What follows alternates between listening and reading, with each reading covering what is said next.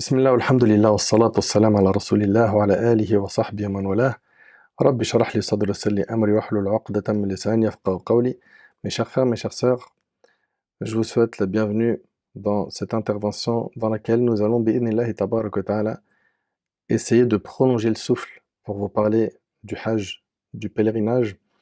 On va aborder des conseils qui sont pratiques, on va traiter légèrement de quelques conseils niveau logistique et surtout, on va voir ensemble comment est-ce qu'on réalise un Hajj. Alhamdulillah, Allah subhanahu wa ta'ala nous a permis de nous inscrire cette année pour faire le Hajj. Nous avons l'intention de faire le Hajj qui est un pilier de l'islam. Le Hajj, Allah tabarak wa ta'ala l'a ordonné à tous les musulmans qui ont la raison, qui sont pubères, qui ont les moyens physiques et financiers, et cela une fois dans la vie. C'est-à-dire que le Hajj, il n'est pas obligatoire plus d'une fois dans la vie. Si quelqu'un a fait le Hajj une fois, il a rempli l'obligation religieuse. S'il refait un deuxième Hajj ou un troisième, ça sera des Hajj surrogatoires, c'est-à-dire des Hajj qui ne sont pas obligatoires, pour lesquels, bien évidemment, il sera récompensé en fonction de ses efforts, sa sincérité, etc. Très bien. Donc c'est obligatoire une fois dans la vie, et pour la femme, elle doit être accompagnée d'un mahram. C'est une condition pour la femme d'être accompagnée d'un mahram. D'accord? Maintenant, si elle n'a pas de mahram, elle peut partir avec un groupe de confiance. Ok? Cette opinion-là, on la retrouve chez l'imam Malik et chez l'imam Al-Shafi'i. Le groupe de confiance sera permis pour la femme que pour le hajj obligatoire. Si elle part pour un hajj surrogatoire, il faut obligatoirement qu'elle parte avec son mahram. D'accord? Très bien. Le hajj est une obligation une fois dans la vie. Allah tabarak wa ta'ala a dit وَلِلَّهِ عَلَى النَّاسِ حِجُّ الْبَيْتِ مَنِ اسْتَطَاعَ إِلَيْهِ سَبِيلًا وَمَنْ كَفَرَ فَإِنَّ اللَّهَ غَنِيٌّ عَنِ الْعَالَمِينَ. Et c'est un devoir envers Allah pour les gens qui ont les moyens d'aller faire le pèlerinage de la maison. Et quiconque ne croit pas, Allah se passe largement des mondes. Donc, il faut réunir les conditions physiques et financières pour pouvoir y aller. Quelqu'un qui est malade, sa maladie l'empêche d'y aller, il n'est pas concerné par l'obligation d'y aller. Quelqu'un qui n'a pas les moyens financiers, il n'a pas l'obligation d'y aller. Très bien. Alors, juste pour information, la plupart de mes orientations dans le fiqh, dans la jurisprudence, donc dans ce qu'on va vous enseigner concernant le hajj, ça sera des orientations selon l'école de l'imam Malik rahimahullah. Mais je vais également vous citer les divergences, dans certains cas, vous dire voilà, tel savant des 4 écoles dit ça, tel autre dit cela, etc. D'après Ibn Abbas radiyallahu anhuma, le prophète alayhi salatu wassalam a dit hâtez-vous de faire le hajj, car personne ne sait ce qui pourrait l'en empêcher plus tard. Subhanallah. Hâtez-vous de faire le hajj, car personne ne sait ce qui pourrait l'en empêcher plus tard. Aujourd'hui, malheureusement, on voit beaucoup de monde penser à énormément de voyages, et le hajj, on remet ça à plus tard, à croire qu'on a la garantie de vivre longtemps. Le prophète ensemble dit hâtez-vous de faire le hajj, car personne ne sait ce qui pourrait l'en empêcher plus tard. Il se peut que tu meurs entre-temps. Il se peut que tu t'appauvisses. Il se peut que tu deviennes handicapé. Il se peut. Donc toi, qui as la santé, toi qui, alhamdoulilah, par la grâce d'Allah subhanahu wa ta'ala, a les moyens, fais le nécessaire pour faire le hajj rapidement. S'il faut que tu économises, économise, mets de côté, quitte à te priver de certains conforts de dunya pour remplir cette obligation religieuse. Je vous rappelle qu'il s'agit d'un pilier de notre religion.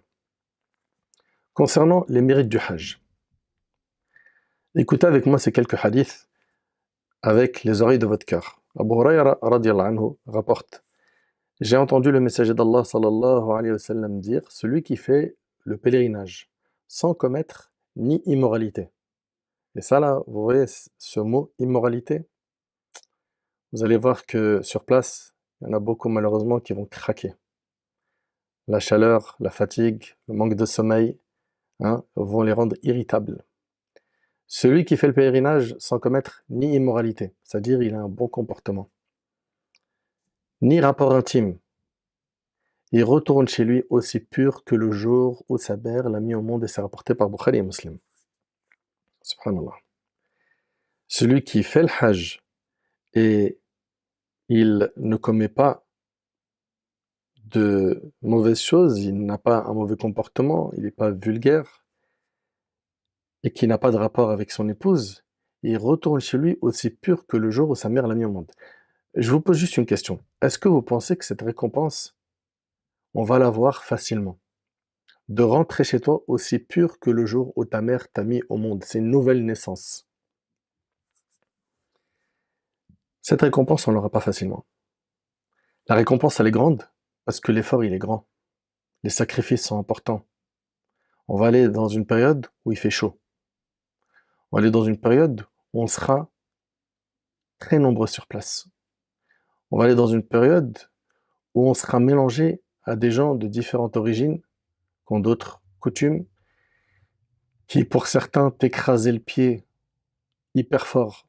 Pour lui, il a fait aucune faute.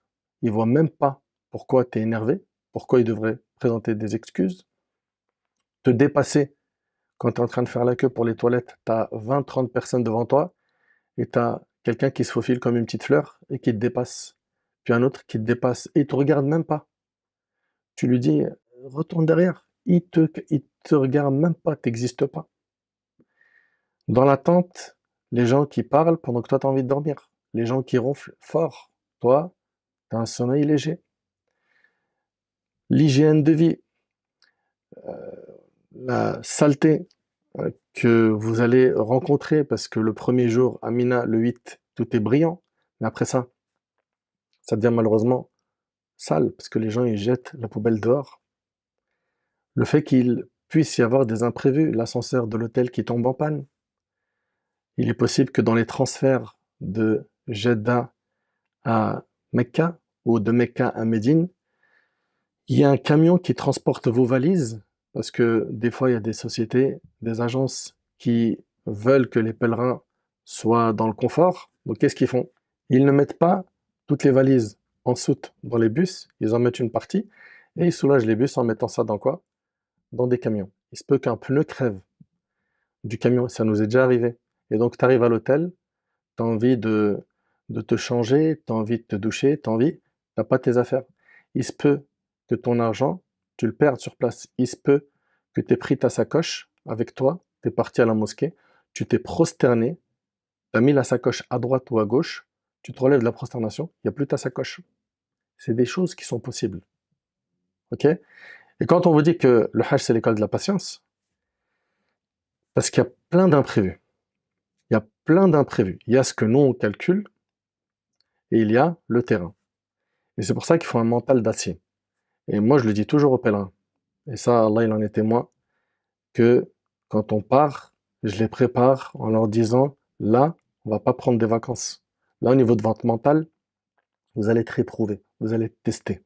Vous allez voir des caractères qui vont vous faire craquer. Des gens dans vos tentes qui crient pour rien, ou des gens dans vos tentes qui s'embrouillent pour rien. Des gens dans vos tentes qui vous attaquent pour rien, alors que vous avez été gentil, la personne a mal interprété ce que vous avez fait, et c'est parti pour la fitna, les tentations, les troubles. Ok? Tout ça, vous additionnez à ça la chaleur, la soif, le manque de sommeil, on va marcher beaucoup, ça fait que les nerfs vont être tendus. Et donc cette récompense-là, de celui qui va retourner chez lui aussi pur que le jour où sa mère l'a mis au monde, elle n'est pas donnée à tout le monde. Les vrais pèlerins qui ne vont pas faire preuve d'un mauvais comportement, qui ne vont pas céder à la colère, les vrais pèlerins qui vont se maîtriser quand ils sont en colère, les vrais pèlerins qui vont prendre sur eux, les vrais pèlerins qui vont encaisser. Pourquoi? Pour préserver leur hajj. Ils sont peu nombreux. Maintenant, la question que je me pose ainsi que vous, est-ce que sur place on va faire partie des gens ou est-ce que sur place on va faire partie des pèlerins? Wallahi, wallahi, wallahi, que cette phrase d'Omar al-Khattab, elle est hyper profonde. Et vous savez, moi je vous en parle en connaissance de cause, parce que j'ai vu des gens et j'ai vu des pèlerins. J'ai vu des gens qui prenaient sur eux. Je vais vous donner des exemples de gens qui ont pris sur eux et qui ont fait des choses remarquables. Un frère, qu'Allah lui accorde le Firdaus, il a remarqué que dans le groupe des pèlerins, il y avait une personne qui était aveugle et qui n'avait pas d'accompagnateur. C'est un papa qui s'est retrouvé au Hajj aveugle, sans aucune personne de sa famille. Là, on était face à la situation où on a découvert ça. Ce frère en question, que je connais, que j'aime beaucoup pour Allah, Wallahi, pendant le pèlerinage, il s'est transformé en le fils de cet homme. Il l'accompagnait aux toilettes, il l'aidait pour tout. Quand je vous dis pour tout, pour se changer, pour marcher, pour les rites. Du début du Hajj, dès qu'il a remarqué ce papa jusqu'à la fin, il l'a pris en charge. Lui, c'est un pèlerin. Et j'implore Allah subhanahu wa ta'ala de lui accorder le firdaus pour cette action. Il y avait un frère qu'Allah lui accorde le firdaus avec nous, qui, dès qu'il trouvait le moyen de pousser une chaise roulante d'une personne âgée pour soulager celui ou celle qui avait cette mission, il le faisait. Et dès qu'il avait l'occasion de faire un massage à un papa qui avait mal pendant qu'on était dans les tentes à Mina, il le faisait. Ça, c'est des gens qui ont compris c'est quoi le Hajj et le sacrifice. On a eu des gens qui étaient remarquables, des gens qui ont pris sur eux pour l'intérêt général. Des gens qui, quand ils voyaient la nourriture à Mina, parce que ça c'est un point qui est aussi important que vous devez écouter, et là tout ce que je vous transmets, c'est le fruit de plusieurs années d'expérience de terrain, et j'espère, ya Rab, que ces paroles vont trouver de la place dans votre cœur. Vous savez, à Mina, on a pension complète. On a le petit déjeuner, le déjeuner, le dîner. Quand on reçoit les barquettes, où il y a du riz, du poulet, etc., bah souvent ce qui se passe, c'est qu'il y a plein de barquettes qui n'ont pas été consommées. Parce que les gens ne mangent pas tout. Et il y a aussi des barquettes qui ont été légèrement entamées. Eh ben, il y a eu des gens qui ont eu l'idée de prendre toutes ces barquettes qui contenaient du poulet, du riz, etc., de les réunir et de ne pas le jeter à la poubelle comme le font beaucoup de gens sur place. Ils jettent énormément de nourriture à la poubelle, c'est du gaspillage, c'est pas permis en islam. Et ils prenaient en fait cette nourriture, qu'est-ce qu'ils faisaient? Ils prenaient cette nourriture et ils la distribuaient à côté de l'hôpital Amina pour les pauvres. Il y avait des gens qui n'étaient pas dans des tentes, qui dormaient par terre, des gens d'Asie, et donc ils leur distribuaient la nourriture pour ne pas gaspiller. Et il fallait voir la joie qu'ils avaient dans leur cœur. Regardez cette initiative. Au lieu de jeter la nourriture, non, on réunit tout dans des barquettes, on les complète, et après on ferme la barquette comme on nous l'a présenté, et on présente ça avec de l'eau, des fruits, etc. aux personnes qui sont dans le besoin. Sur place, vous allez voir qu'il y a des gens qui prennent de très belles initiatives et qui seront au service des gens. Et rappelez-vous que le prophète a dit, et surtout ce hadith-là, méditez-le bien. Le prophète a dit Ahabbun nas ilallah anfa'hum linnas. Les gens les plus aimés d'Allah sont ceux qui sont les plus utiles pour les autres. Il y a une différence entre être aimé par Allah et être parmi les plus aimés d'Allah. Les gens les plus aimés d'Allah sont ceux qui seront le plus utiles aux autres. Sois utile. Sois utile. Sur place, sois utile. Sois utile. Vous avez entendu? Rends service à ceux qui sont autour de toi. Soulage ceux que tu peux soulager. Et garde en tête que si tu aides, tu auras l'aide d'Allah. Si tu soulages, Allah te soulagera. Tout ce que tu vas faire en termes de bonnes actions, tu le retrouveras auprès d'Allah. De l'autre côté, ceux qui vont s'embrouiller, qui vont se disputer, ils ont oublié qu'Allah subhanahu wa ta'ala, il a dit qu'il n'y a pas de dispute fil hajj. La jidala fil hajj. Il n'y a pas à avoir de dispute. Ouais, mais il m'a provoqué. Garde le silence. Garde le silence et protège ton hajj. Tu veux bien retourner chez toi aussi pur que le jour où ta mère t'a mis au monde? Cette récompense, elle n'est pas facile à obtenir. Il y a des gens qui vont te provoquer. Il y a des gens qui vont te parler mal. Il y a des gens qui vont pas te respecter. Est-ce qu'on est en train de dire accepte que personne te respecte? Non. Mais il va falloir que tu prennes sur toi, que tu sois sage et que tu corriges le mal de la meilleure façon. Allah subhanahu wa ta'ala il dit وَلَا تَسْتَوِي الْحَسَنَةُ وَلَا السَّيِّئَةُ. La bonne action et la mauvaise ne sont pas égales. idfa' billati hiya ahsan. Repousse le mal par ce qui est meilleur. فَإِذَا الَّذِي بَيْنَكَ وَبَيْنَهُ عَدَاوَةٌ كَأَنَّهُ وَلِيٌّ حَمِيمٌ. Et tu verras que cette personne avec qui il y avait une animosité sera-t-elle un ami chaleureux. Mais Allah dit وَمَا يُلَقَّاهَا إِلَّا الَّذِينَ صَبَرُوا. Mais seuls ceux qui font preuve de patience peuvent concrétiser ça. C'est quoi la patience? C'est habsun nafs, c'est le maîtrise de l'ego. Je maîtrise mon nafs, lillah azza wa jal. Il va falloir le maîtriser ce nafs. Et ne pas céder à la colère. Amr ibn al-As radiyallahu anhu m'a dit, je vais trouver le prophète et lui dit, tends la main. Donc le compagnon dit du prophète, tends la main que je te fasse acte d'allégeance. Il tendit sa main, alayhi salatu wassalam, mais le compagnon il a retiré sa main. Il dit, alayhi salatu wassalam, qu'as-tu donc, ô Amr? Il lui dit, j'ai mes conditions. Il dit, quelles sont-elles? Il lui dit, mon absolution. C'est-à-dire, moi je veux bien me convertir à l'islam, mais je veux que mes péchés soient pardonnés. Là le prophète lui a dit, ne sais-tu pas que l'islam efface tout ce qui le précède, que la hijra, l'émigration efface tout ce qui la précède, et que le pèlerinage efface tout ce qui le précède, rapporté par Muslim. Et notre bien-aimé alayhi salatu wassalam, dans le hadith d'Ibn Mas'ud, qui est rapporté par l'imam al-Tirmidhi al-Nasa'i, il a dit, joignez le pèlerinage à la Umrah de la même année, car ils éliminent pauvreté et péché comme le feu de la forge élimine l'impureté des métaux. Subhanallah, les gens ils disent, ouais, mais si je fais le hajj, je vais casser la tirelire, ça va m'appauvrir. Le prophète me dit, joignez le pèlerinage à la Umrah de la même année, car ils éliminent pauvreté.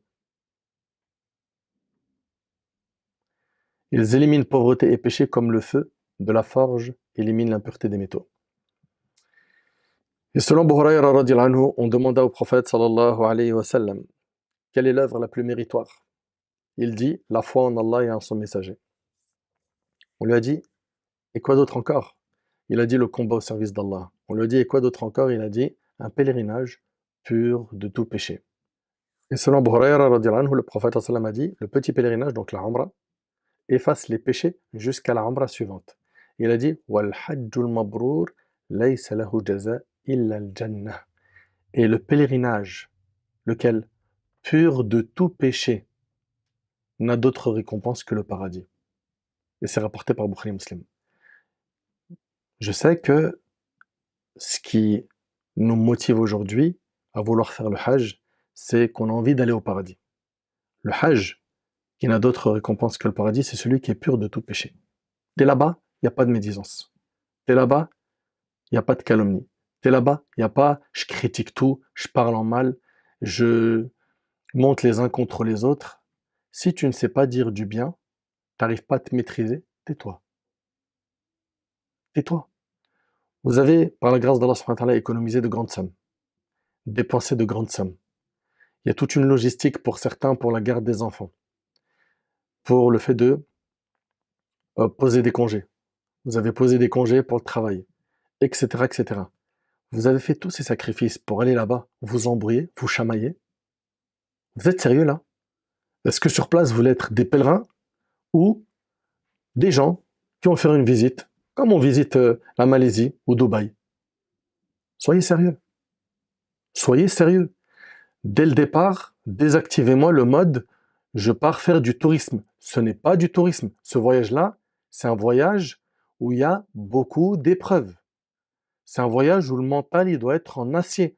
C'est un voyage où on doit être prêt à sacrifier de notre confort, à être prêt à écraser notre ego pour la récompense. Parce que le hajj pur de tout péché n'a d'autre récompense que le paradis. Qu'Allah nous accorde le paradis.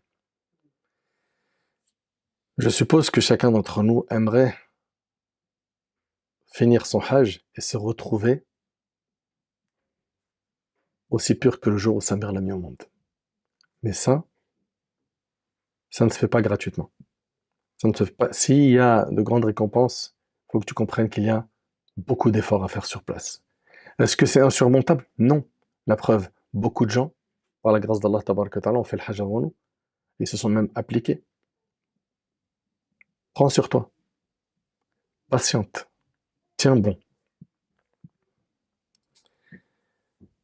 Allah tabaraka wa ta'ala, il nous a comblé de bienfaits et on a été choisi pour pouvoir faire le hajj. Alors,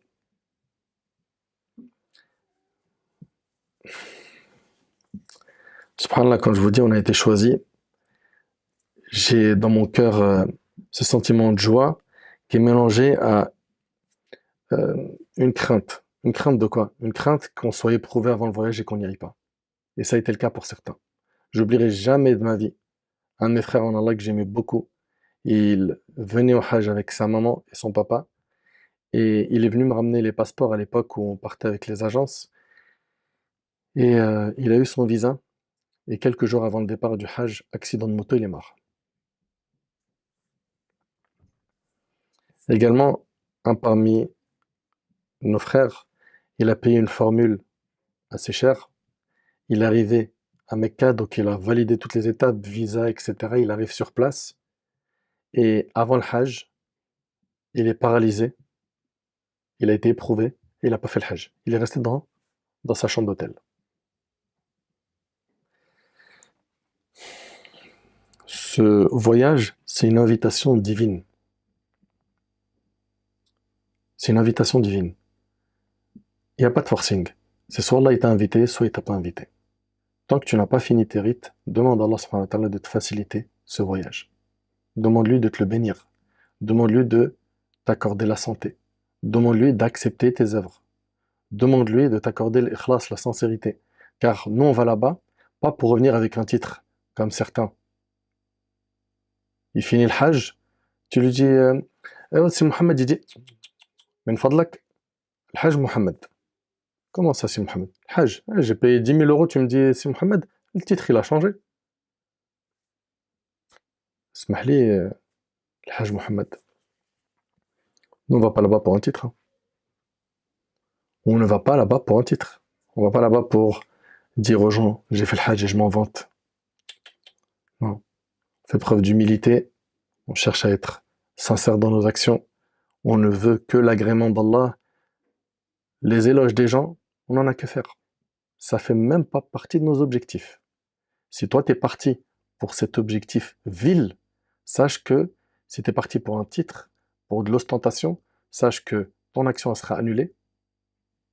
Sache que le jour du jugement, il te sera dit, va chercher ta récompense auprès de ceux pour qui tu as fait cet acte.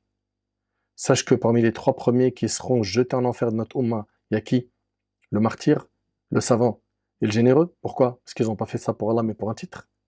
Sache que le prophète, il a plus peur pour nous de l'ostentation que le Messie ad-Dajjal, le faux Messie. Vous réalisez un peu? Sache qu'en faisant ça, tu as des péchés. L'ostentation. C'est pour ça, quand on va aller là-bas, et ce point-là, j'y insiste énormément, débranchez-moi de votre cerveau le monde des applications et les photos et le smartphone. S'il vous plaît, rappelez-vous de la parole d'Omar. Les gens sont nombreux, mais les pèlerins sont peu nombreux. Aujourd'hui, la Kaaba, autour de la Kaaba, il n'y a que des gens avec des téléphones, avec des selfies. Il est en train de marcher, il a la Kaaba derrière, et il est là, il fait... Et il se filme. Okay? Ou bien il va donner le téléphone à son ami, ou la sœur donne le téléphone à une amie à elle. Elle est en train de faire des doigts. Filme-moi, que je poste ça pour ma famille, pour mes amis, en story, sur Snap, Insta, TikTok. Vous vous moquez du monde?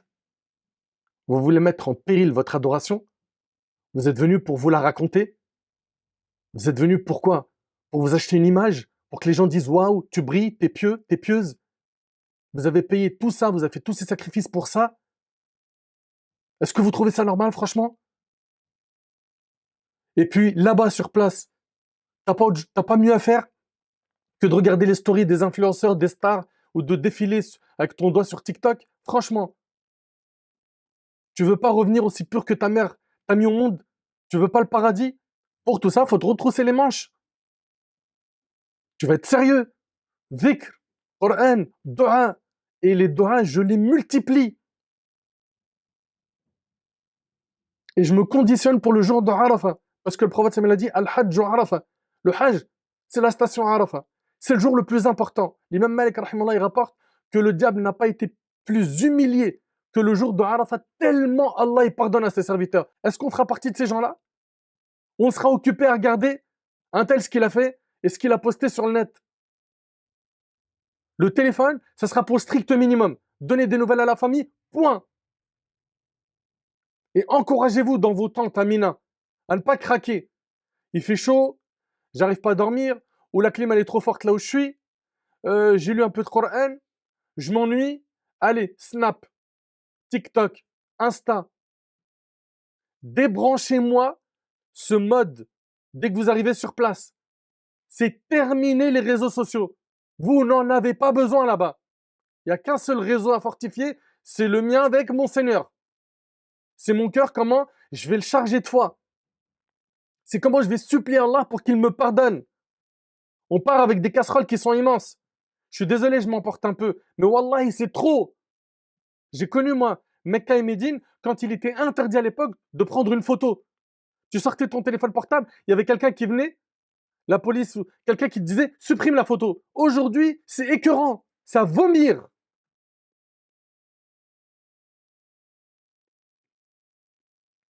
Vous voulez vous conditionner dès maintenant? Conditionnez-vous à désactiver tout ça. Ce mode où je suis accro au smartphone, où je regarde ce qui a été posté dans le monde, où je vais lire l'actu sur Twitter, où je regarde des shorts sur YouTube, où je défile comme d'habitude en scrollant sur TikTok. Mais s'il vous plaît, stop, ça suffit.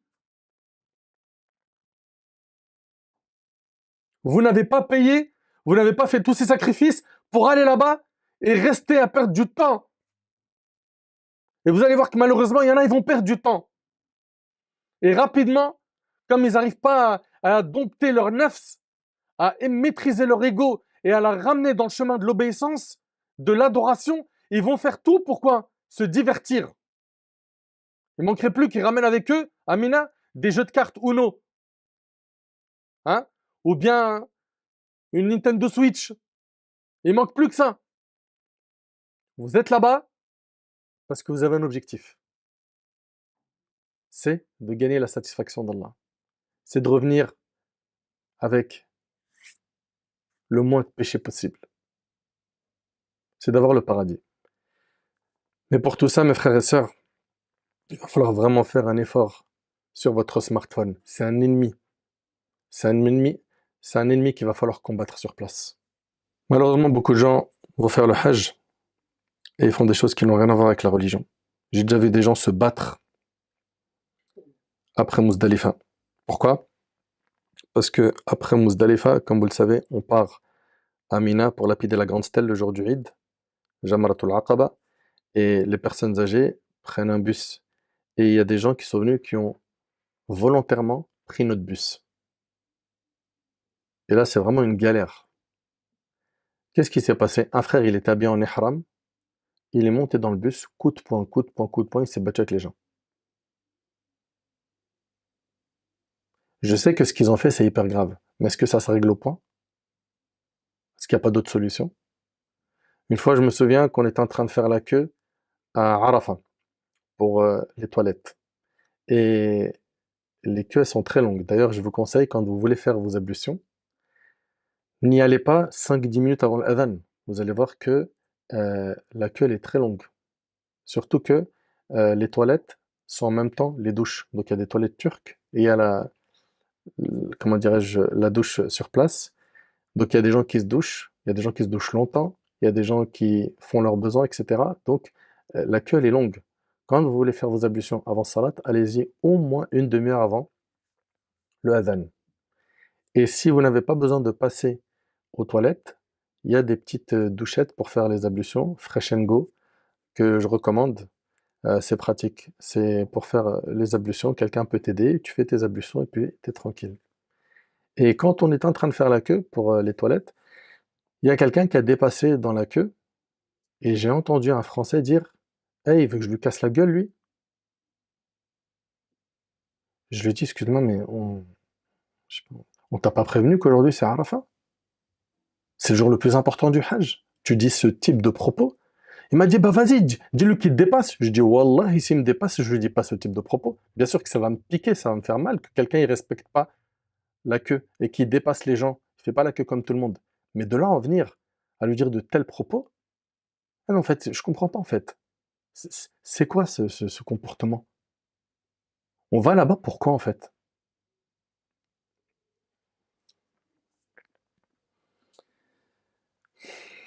Notre prophète sallallahu alayhi wa sallam dans le hadith de Jabir, c'est un long hadith. Il a dit, et ce hadith-là il est rapporté par Muslim, prenez de moi vos rites. Il faut donc que tu fasses tout ton possible pour faire un hajj conforme à la sunna du prophète alayhi salatu wassalam.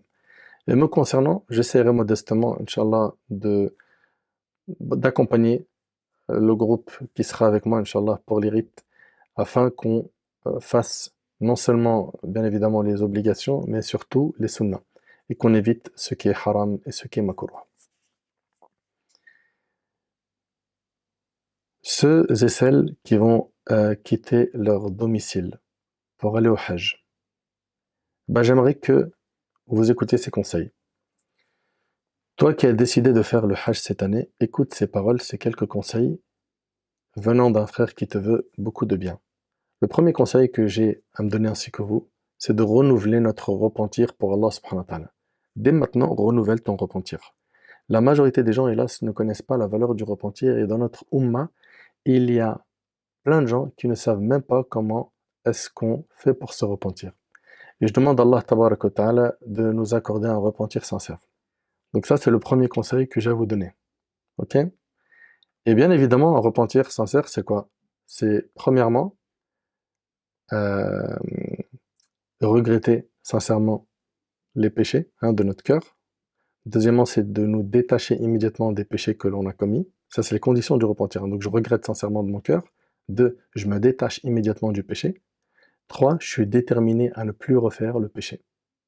Et 4, si jamais j'ai lésé quelqu'un, j'ai touché à son honneur, j'ai pris ses biens, il faut que je répare ça. Donc, premier conseil, on a dit, c'est le repentir, on va le renouveler. Deuxième conseil, toi qui as décidé de te repentir, toi qui as regretté tes péchés, toi qui es déterminé à ne plus les refaire, répare les injustices que tu as commises dans ton passé. Fais tout pour réparer cela avant ton voyage. C'est un grand voyage. Troisième conseil, c'est de rembourser tes dettes avant de partir au Hajj. Fais ton maximum pour cela. Ok? Alors, si tu es endetté envers une personne et que cette personne t'autorise à partir avec ses dettes, il n'y a pas de problème. Ok? Donc, إذا أذن له الدائن فما فيه إشكال. Si jamais celui pour qui tu es endetté, il t'a autorisé à partir alors que tu lui dois encore de l'argent, il n'y a pas de souci. Tu peux y aller. D'accord? Si en remboursant tes dettes, tu t'aperçois que tu n'as plus assez d'argent pour partir au Hajj, sache que tu n'es pas considéré par l'obligation du Hajj. Car pour aller au Hajj, il faut avoir les moyens physiques et financiers. Ok? Très bien. Par contre, si les dettes que tu as sont échelonnées sur plusieurs mois à des dates précises et que tu as les moyens de les rembourser, à ce moment-là, pars faire ton Hajj, ok? Mais laisse un écrit, d'accord? En stipulant ce que tu dois. Comme ça, si tu meurs, ben voilà, tu as rédigé un testament. Voilà. Dans le testament, on écrit ce qu'on nous doit et ce que je dois. Ok? Très bien. Donc le testament contient également le nom des personnes qui lui ont confié des biens, afin que le droit des gens ne soit pas oublié à sa mort. Car il est possible qu'Allah subhanahu wa ta'ala décide de prendre notre âme sur place, à Mecca ou à Médine. Et notre bien-aimé alayhi salatu wassalam a dit: quiconque peut mourir à Médine, qu'il meure à Médine, car j'intercéderai en faveur de celui qui meurt à Médine. Vous imaginez, subhanallah. Figure également dans le testament les dettes de la personne, que ce soit des biens matériels ou des adorations telles que le jeûne ou autre. Très bien, très bien. Donc ça, c'est concernant les dettes. Aussi, et ça c'est le quatrième conseil, ne prends avec toi que de l'argent halal. Ok? Ne fais le hajj qu'avec de l'argent licite, halal. Retiens, Inna Allah tayyib la yaqbalu illa tayyiba, comme a dit le prophète alayhi salatu wassalam. Allah est bon et il n'accepte que ce qui est bon. Et parmi les causes du non-exaucement de dua, il y a le fait de gagner de l'argent illicite, se nourrir avec, se vêtir avec. Cinquième conseil que j'ai à vous donner, c'est sur place, faites le nécessaire pour sélectionner de bons profils sérieux afin de vous encourager fi ta'atillah azza wa jal, dans l'adoration d'Allah subhanahu wa ta'ala. Donc vous allez identifier des gens qui lisent beaucoup le Coran, qui voilà, font beaucoup d'efforts et qui sont souriants, gentils, qui prononcent que du bien. Entraidez-vous à faire des bonnes actions sur place. Une fois sur place, on ne vise pas le confort des hôtels, des bus, etc. Par la grâce d'Allah subhanahu wa ta'ala, on vit déjà dans un certain confort que beaucoup de gens dans le monde envient. Le plus important, ça sera quoi? Ça sera que sur place, je fasse bien les choses, que je sois bien accompagné au niveau religieux. Le plus important, c'est pas de bien manger, de bien dormir, non. Le plus important, c'est quoi? C'est que au niveau de ma spiritualité, je sois constant, je fais des efforts, hein, je sacrifie pour Allah subhanahu wa ta'ala. Sixième conseil que j'ai à vous donner, et que je me donne à moi-même, c'est faisons preuve de miséricorde envers ceux qui seront avec nous dans le voyage. Soyons doux, soyons bons, écartons-nous de la colère et des mauvais comportements. Ne bousculez personne pendant le Hajj, même si c'est pour embrasser la pierre noire. Et subhanallah, je vous pose une question. Embrasser la pierre noire, est-ce que c'est une obligation religieuse? Non, c'est une sunna. Ok? Et certains, pour faire cette sunna, ils vont bousculer des gens, ils vont les griffer, ils vont leur écraser les pieds, ils vont mal leur parler. Est-ce que vous trouvez ça normal pour faire une sunna de faire autant de mal à nos frères en Allah? Et pour les femmes, ne cherchez pas à embrasser la pierre noire. Pourquoi? Vous allez vous retrouver mélangé aux hommes. Une femme a dit à Aïcha radhiyallahu anha, j'ai fait le tawaf et j'ai embrassé la pierre noire 2 fois. Aïcha radhiyallahu anha lui a dit qu'Allah te prive de récompense, tu t'es mélangé aux hommes. Aïcha lui a dit qu'Allah te prive de récompense. Il y a des hommes qui partent là-bas et qui reviennent avec des griffures, avec du sang, avec le ihram enlevé, arraché. Imaginez-vous une femme.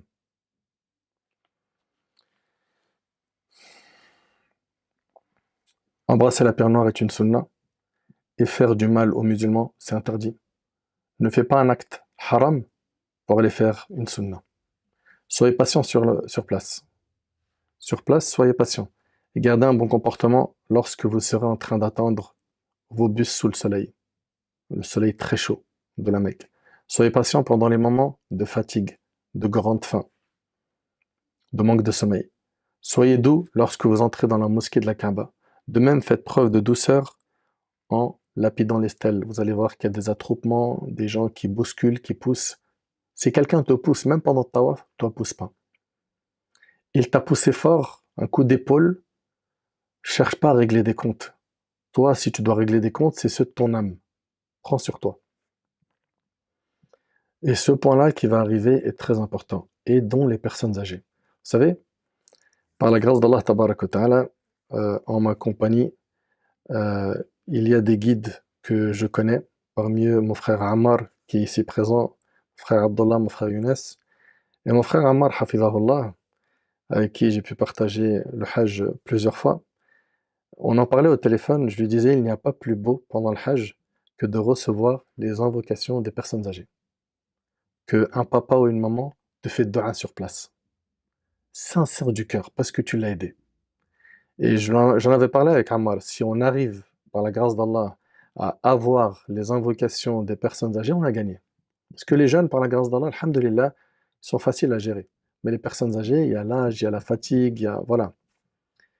Et donc, vous aussi, cherchez à aider surtout les personnes qui sont en difficulté, les personnes âgées, ou bien une personne qui est handicapée, ou une personne en chaise roulante, ok?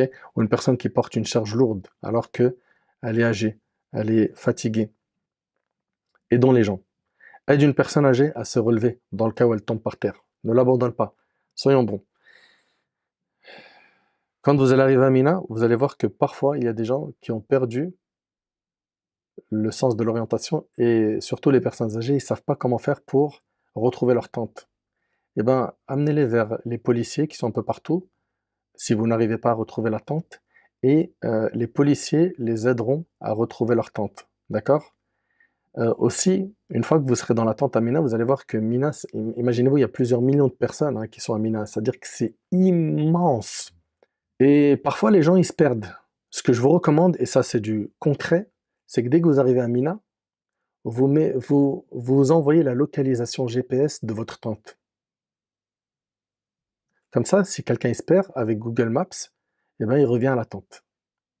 Ok? Ça, c'est un moyen très pratique Et je vous recommande de faire ça dès que vous arrivez à Mina. Pourquoi? Parce que vous allez voir que les rues se ressemblent. La numérotation des rues peut vous embrouiller. Mais une chose est sûre, en vous envoyant la localisation de la tente à Mina, sachant qu'on va rester à Mina le 8, le 10, 11, 12 et 13 pour ceux qui feront pas Tarjil. Ok? Parce que le 9, on sera à Arafat et à Muzdalifa le soir. Et ben voilà. Euh, vous envoyez la localisation. À Arafat, bon, on sera en groupe.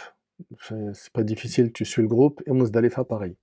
Ok? Mais la zone, on va dire, sensible, surtout euh, pour les personnes âgées ou ceux qui perdent vite le sens de l'orientation, c'est Mina. Vous envoyez la localisation une fois sur place.